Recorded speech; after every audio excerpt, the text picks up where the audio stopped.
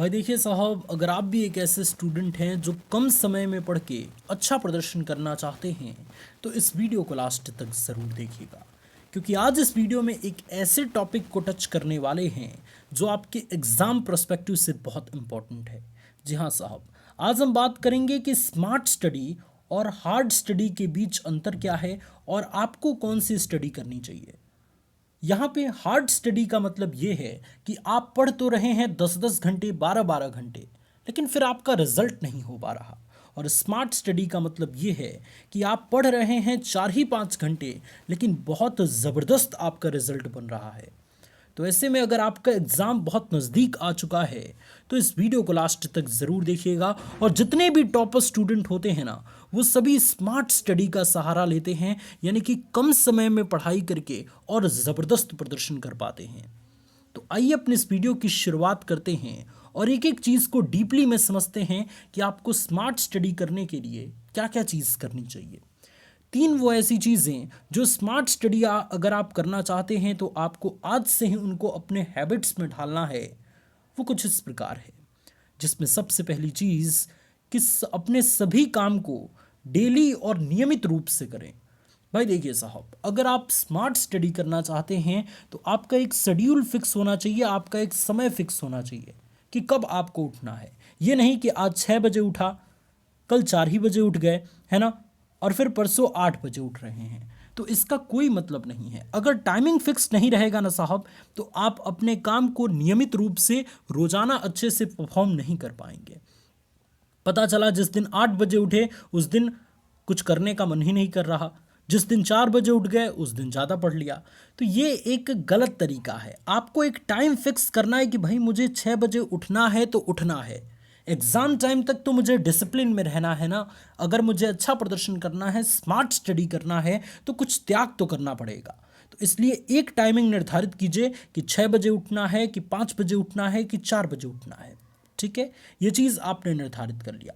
उसके पश्चात आप एक फिक्स टाइम टेबल बनाइए कि आपको दिन भर में कौन कौन से सब्जेक्ट को कितने कितने घंटे पढ़ना है। ये चीज़ अगर आपका क्लियर रहेगा तो नियमित रूप से आप सारे सब्जेक्ट को टच कर पाएंगे, उनकी स्टडी कर पाएंगे। होता क्या है स्टूडेंट्स कि हमारी आदत लग चुकी है कि कभी 6 बजे उठ गए, कभी 7 बजे उठ गए, कभी 8 बजे उठ गए, और कभी 4 ही बजे उठ गए। तो जब 4 बजे उठते हैं और ज़बरदस्ती पढ़ने बैठते हैं तो दिमाग पूरा घुमा रहता है, नींद आने लगती है और सो भी जाते हैं। या जब ज़बरदस्ती भी पढ़ रहे होते हैं तो हमारा दिमाग पूरी तरीके से कॉन्सेंट्रेट नहीं होता, जिससे जो जो चीज़ हम पढ़ रहे होते हैं समझ ही नहीं आता। इसलिए एक डिसिप्लिन में रहना ज़रूरी है स्टूडेंट्स। अगर आप डिसिप्लिन में रहते हैं तो आप मान लीजिए रोज़ 6 बजे उठते हैं, तो आपकी ये आदत लग चुकेगी कि 6 बजे उठने के बाद हमको ये काम करना है और सीधे जो है वो पढ़ने बैठ जाना है, जिससे आप पूरी तरीके से एक्टिव रहेंगे। आपको ये पता रहेगा कि 6 बजे के बाद मुझे पढ़ना ही पढ़ना है, तो आपको चीज़ें समझ आती जाएंगी। तो सबसे पहले तो डिसिप्लिन में रहना ज़रूरी है। स्मार्ट स्टडी करने के लिए जो दूसरी चीज़ स्टूडेंट हमें समझनी है वो कुछ इस प्रकार है कि पढ़ाई में फोकस लेवल 100% रखना होगा आपको। भाई देखिए साहब, आपने कई बार देखा होगा कि आपका दोस्त आपसे बहुत कम पढ़ता है, लेकिन फिर भी आपसे ज़्यादा नंबर लाता है। वहीं आप 10-10 घंटे पढ़ते हैं और वो 4 से 5 घंटे पढ़ के ही बहुत अच्छा नंबर लाता है। जानते हैं क्यों? क्योंकि उसने स्मार्ट स्टडी की है और आपने हार्ड स्टडी की है। अब हार्ड स्टडी का मतलब क्या है? आप पढ़ तो रहे हैं 10-10 घंटे, 12-12 घंटे, लेकिन पढ़ाई में कभी कभी आपका कंसंट्रेशन लेवल शून्य हो जा रहा है, अर्थात पढ़ते पढ़ते कहीं दूसरी जगह खो जा रहे हैं। होता है ना स्टूडेंट्स, मेरे साथ भी होता है, कई स्टूडेंट्स के साथ होता है कि पढ़ तो रहे हैं हम दूसरा टॉपिक, है ना, साइंस का कोई टॉपिक पढ़ रहे हैं, और उस स्थिति में हमारा दिमाग कहीं और गया है, हमारा दिमाग कॉलेज में गया है, हमारा दिमाग खेलने में गया है। तो ऐसे स्थिति में ये 10 घंटे की पढ़ाई का कोई मतलब नहीं है। तो इसे हम कहेंगे हार्ड स्टडी, कि स्टडी तो हम बहुत हार्ड कर रहे हैं लेकिन आउटपुट हमें बहुत कम मिल रहा है। वहीं अगर 4 से 5 घंटे वाले स्टूडेंट्स को देखेंगे तो वो पढ़ेगा तो कम, लेकिन अगर उसका 100 फोकस जो लेवल है, यानी कंसंट्रेशन लेवल जो है वो 100% है, तो 4 घंटे में ही इतनी ज़बरदस्त तैयारी वो कर जाएगा जितनी आप 12 घंटा में नहीं कर पाएंगे। इसके लिए करना क्या होगा? अगर आप स्मार्ट स्टडी करना चाहते हैं तो सारा चीज़ आपका एकदम नियमित होना चाहिए, एकदम डिसिप्लिन में होना चाहिए कि अगले 2 घंटे मुझे मैथ पढ़ना है और मैथ में भी क्या क्या चीज़ पढ़ना है वो सारी चीज़ें आपकी क्लियर होनी चाहिए। और 2 घंटे के अंदर वो तीनों टॉपिक जो आपने मैथमेटिक्स में लिख रखी है वो कंप्लीट होनी चाहिए। तो ऐसी स्थिति में आपका ध्यान नहीं भटकेगा, फोकस लेवल 100% रहेगा और आप बहुत ज़बरदस्त तरीके से स्मार्ट स्टडी कर पाएंगे। वहीं अगर हमें कुछ भी नहीं पता कि हमें पढ़ना क्या है, हम 20 तरीके का सब्जेक्ट लेके बैठ गए और पढ़ना क्या है पता ही नहीं है, तो फिर क्या होगा? समय इसी तरीके से व्यर्थ करते रहेंगे, सर पे हाथ रखते रहेंगे, मायूस रहेंगे और समय निकलता रहेगा।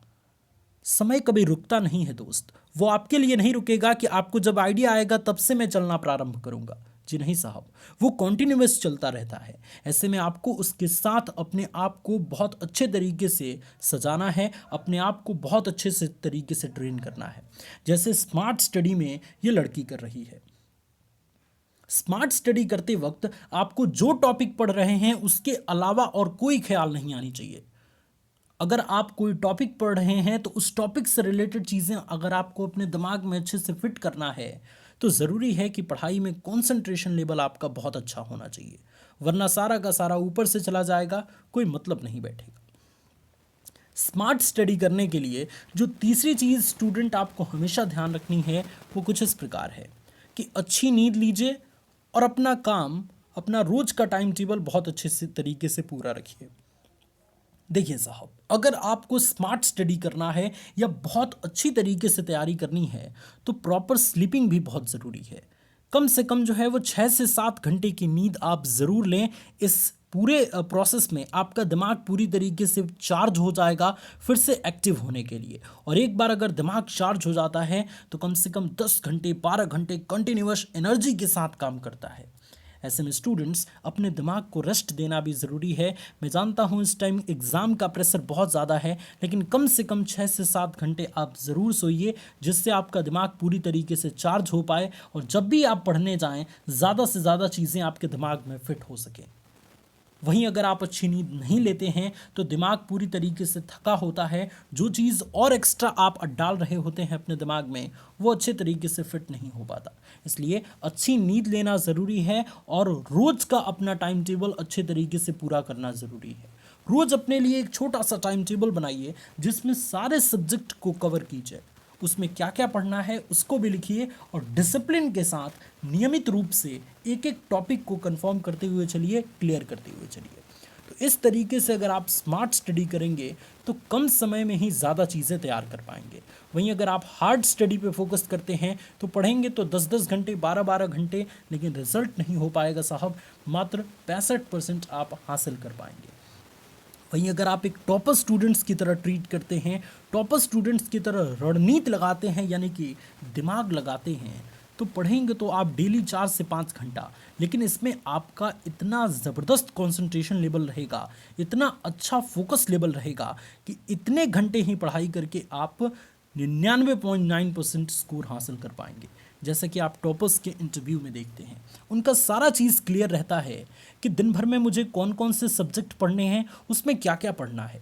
जब ये चीज़ें क्लियर रहेंगी तो आप उसके अकॉर्डिंग परफॉर्म कर पाएंगे। मुझे उम्मीद है स्टूडेंट्स कि मैं इन दोनों के बीच में अच्छे तरीके से डिफरेंस बता चुका हूं और आज से आप स्मार्ट स्टडी का चुनाव ज़रूर करेंगे। लिखिए कमेंट सेक्शन में कि आज से कौन हार्ड स्टडी को छोड़कर स्मार्ट स्टडी पे शिफ्ट होने वाला है और अच्छे तरीके से अपने एग्ज़ाम्स की तैयारी करने वाला है। मुझे उम्मीद है स्टूडेंट्स कि मैं अपनी बातों को बिल्कुल स्पष्ट तरीके से आप सभी तक रख पाया हूँ। अगर आपको हमारे चैनल से हेल्प मिल रही है तो एग्ज़ाम टाइम तक इस चैनल को सब्सक्राइब किए रहिए, क्योंकि इतना ज़बरदस्त मोटिवेशन इस चैनल के माध्यम से आपको मिला करेगा कि फिर आप हमेशा चार्ज रहेंगे अपनी स्मार्ट स्टडी को करने के लिए। God bless you all students, take care.